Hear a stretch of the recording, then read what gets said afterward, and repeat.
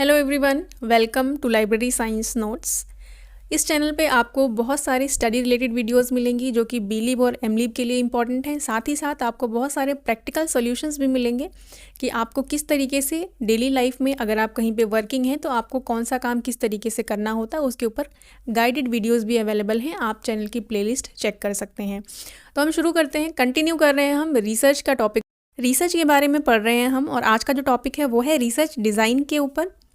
Previous videos अगर आपने नहीं देखे हैं तो उसको ज़रूर देख लीजिएगा, उससे आपकी रिसर्च क्या होता है और टाइप्स ऑफ रिसर्च क्या होते हैं उसकी अंडरस्टैंडिंग मिल जाएगी। तो ये कॉन्सेप्ट आपको समझना ईजी हो जाएगा। तो आज के टॉपिक से आप ये समझेंगे, ये जानेंगे कि रिसर्च डिज़ाइन क्या होता है, किस तरीके से ये रिसर्च में बहुत यूज़फुल है, और इसको जानने के बाद में आप इसकी एप्लीकेशन को समझ पाएंगे कि डिज़ाइन का मतलब क्या होता है रिसर्च में। सबसे पहले हम आ जाते हैं मीनिंग के ऊपर कि रिसर्च डिज़ाइन का मीनिंग क्या होता है। देखिए, मैंने आपको पहले भी यही चीज़ कही है कि कोई भी नया कॉन्सेप्ट पढ़ना है तो जो नई टर्म सामने आ रही है पहले उसका मीनिंग निकाल लीजिए, तो कॉन्सेप्ट अपने आप में समझ में आ जाएगा। देखिए, रिसर्च आप समझ चुके हैं क्या है, उसके साथ में बस आपने एक नया वर्ड जोड़ा है जो है डिज़ाइन। तो डिज़ाइन क्या है? Research design is planning a strategy for conducting research. आप जब कोई भी काम करते हैं तो उसके पहले आप कुछ स्ट्रेटजीज डिसाइड करते हैं कि इस काम को आपको शुरू से लेकर आखिर तक कैसे पूरा करना है। जैसे कि मान लीजिए, एक एग्जाम्पल लेते हैं, आप जहाँ भी अपने घर में जहाँ रह रहे हैं वो जब घर पहली बार बना होगा तो पहले एक नक्शा पास कराया गया होगा। नक्शा मतलब कि किसी भी आर्किटेक्ट की हेल्प लेकर के एक डिज़ाइन फाइनल किया होगा आप लोगों ने या आपके पेरेंट्स ने कि घर किस तरीके का बनाना है, जितनी आपके पास स्पेस है उसका प्रॉपर यूटिलाइजेशन हो जाए। क्यों बनाते हैं डिज़ाइन?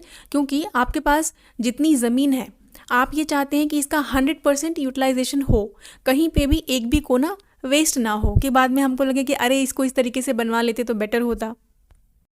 तो बिल्कुल वैसे ही वही चीज़ है कि जब आप रिसर्च शुरू करना चाह रहे हैं, आप काम करना चाह रहे हैं कुछ, तो आप क्या करेंगे? आप एक स्ट्रेटजी तैयार करते हैं, एक प्लान तैयार करते हैं कि स्टार्टिंग से लेकर के और कंप्लीट होने तक का जो पूरा का पूरा आपका ब्यौरा है कि आप कैसे तो प्रॉब्लम डिसाइड करेंगे, उसमें कौन से लोग होंगे जो आपका सैंपल बनेंगे, सैंपल में साइज़ क्या रहेगा, किन लोगों के ऊपर स्टडी करेंगे, किस कंडीशन में करेंगे, डेटा को कैसे कलेक्ट करेंगे, कलेक्ट करने के लिए कौन से मेथड्स और टूल्स का इस्तेमाल करेंगे, और कलेक्शन के बाद में आप उसका एनालिसिस कैसे करेंगे। डेटा को एनालाइज करने के लिए आप कौन से सॉफ्टवेयर्स का यूज़ करेंगे, कौन सी स्टैटिस्टिकल टूल्स का यूज़ करेंगे, फिर आप उसको प्रेजेंट करने के लिए कौन से मेथड यूज़ करेंगे, किस स्टाइल ऑफ राइटिंग में आप लिखेंगे। ये हर एक छोटी छोटी चीज़ जो मैंने अभी आपको बताई है, ये हर एक चीज़ आप इसमें मेंशन करते हैं और बस यही आपका रिसर्च डिज़ाइन कहलाता है।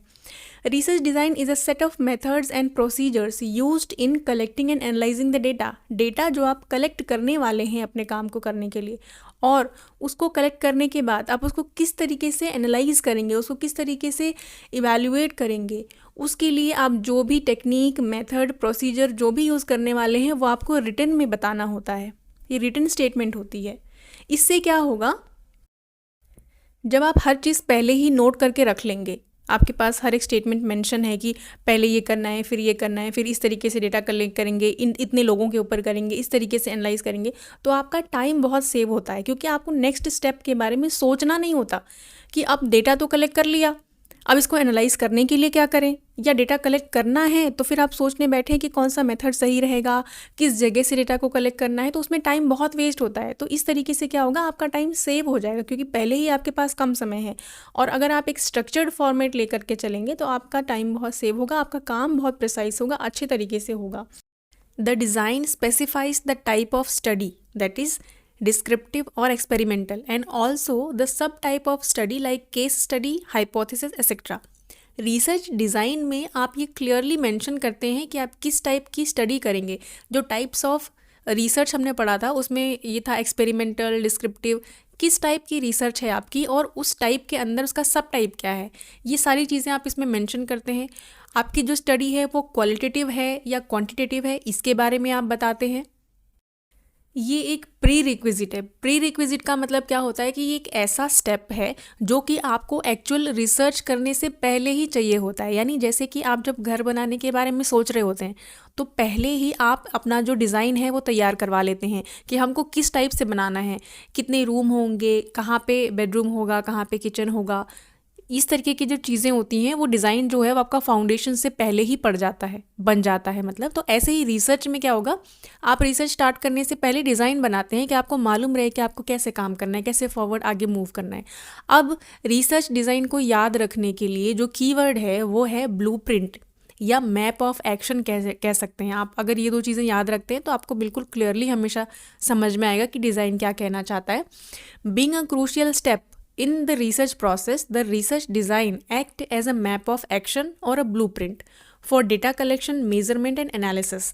ये क्या कह रहा है कि ये जो रिसर्च डिज़ाइन है ये बहुत ही इंपॉर्टेंट स्टेप है, बहुत ही इंपॉर्टेंट प्रोसेस है, जिसमें आप हर एक चीज़ बता रहे हैं कि आप डेटा को कैसे कलेक्ट करेंगे, उसको मेज़र कैसे करेंगे, किस तरीके के मेज़रमेंट स्केल्स यूज़ करेंगे या टेक्निक्स यूज़ करेंगे, उसको कैसे कलेक्ट करेंगे, कैसे एनालाइज करेंगे।